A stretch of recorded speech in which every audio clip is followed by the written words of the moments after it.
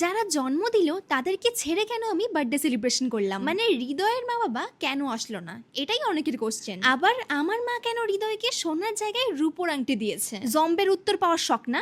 আজকে দিচ্ছি তোমাকে, দাঁড়াও। প্রথম কোশ্চেন হচ্ছে, তুমি হৃদয়ের কি দেহে পছন্দ করলে আর তোমার বাড়ির লোকও কেমন পছন্দ করলো? তা কষ্টে জেঠি আমারে নিয়ে তোমাকে এত চিন্তিয়া, মানে এত চিন্তিয়া তো আমার মা বাবারও নাই। তুমি যে আমারে নিয়ে এত ভাবতিছো, তা জীবনে খুশি আছে তো? বর কেলাচ্ছে না তো মদ খাইয়ে? না মানে করছিলাম যে বিয়েটা কি তুমি করবা নাকি আমি করব সেটা আগে ভাবি দেখো। মানে কয় না, যার বিয়ে তার হুশ নাই, পাড়াপড়শির ঘুম নাই, এবারে সেরম কাণ্ড হইছে। আর রইল বাকি মা বাবার কথা, তারা যখন দেখছে হৃদয় ছেলেটা ভালো, মানে ওই যে আমারে ভালো রাখতে পারবে, তাই জন্যই তারা রাজি হয়েছে। কিছু কিছু জেঠিমাকে পরিবারের লোকের মতন না, যে আগে দেখবে ছেলের কয়টা গাড়ি আছে, কয়টা বাড়ি আছে, কিন্তু আমার ফ্যামিলি দেখে যে মেয়েকে ভালো রাখতে পারবে কিনা, কারণ ইনকাম তো আমরা দুজনেই করতেছি, বাড়ি গাড়ি নিজেরাই করে নিতে পারবো, তো ওই সবের লোভ না সুমির নাই। এইবার একজন লেখছে যে আমার মা হৃদয়ের রূপোর আংটি কেন দিছে, সোনার আংটি কেন দেয় না? তা কস্তিকা কি তোমার বড় তোমার মা প্রত্যেক বছর জন্মদিনে একটা করে সোনার আংটি দেয়, তো একটু ফটো তুলে পাঠাও যে নাকে কানে গলায় সোনার আংটি আছে কিনা, তাহলেই আমি তোমার একমাত্র মানতে পারি। তা ও কাকি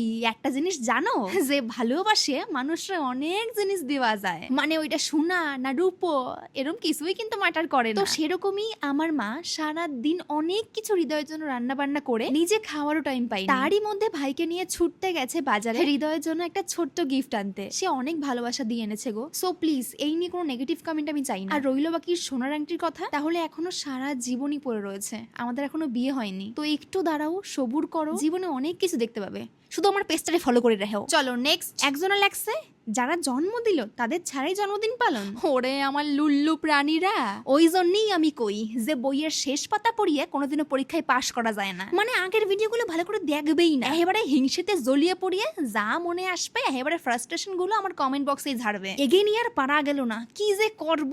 প্রথম কথা হচ্ছে, আমি হাজার লোকের নিমন্ত্রণ করে এখানে বার্থডে পার্টি করিনি, আমি আমার প্রিয় মানুষকে স্পেশাল ফিল করানোর জন্য ছোট্ট করে বার্থডে সেলিব্রেট করেছিলাম, যেটা সম্পূর্ণই আমার ফ্যামিলির সাথে। অবশ্য আমার বাড়ির লোক আমরা সবাই হৃদয়ের মা বাবাকে অনেকবার বলেছিলাম যে আসার জন্য, আর ওনারা আসতেনও, কিন্তু ওনাদের একটা সমস্যার জন্য ওনারা আসতে পারেনি। কিন্তু তাতে হইছেটা কি, মানে সলটা তো উনাগেই, মানে তোমরা এটা চাও যে জন্মদিনের দিন আমি ওনার মা বাবাকে বসিয়ে এই গানটা করি, প্যারা পিয়া হে তুমনে দিয়া হে।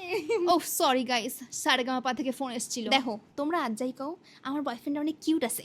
হৃদয়ের এই 26 বছরের জন্মদিনে আমি ওকে অনেকগুলো তাই তো সব কটা গিফট মনে গুনিয়ে গুনিয়ে 26টার বেশি হইয়া যাবে, but he deserve more and more.